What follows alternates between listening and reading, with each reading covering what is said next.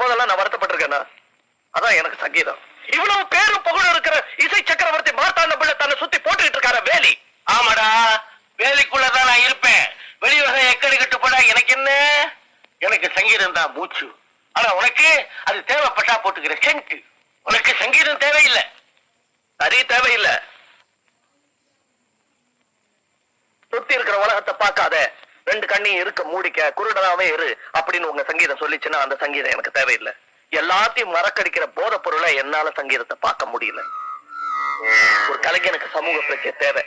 அது இல்லைன்னா அவன் உண்மையான கலைஞனே கிடையாது. என்னை பொறுத்தவரை அவன் மனுஷனே கிடையாது. எனக்கு முதல்ல மனுஷனு என்னை சுத்தி இருக்கிற சமுதாயம் தான் முக்கியம். அதுக்கப்புறம் தான் ஆலாபனை, ராகம், தானம், பல்லவி எல்லாம்.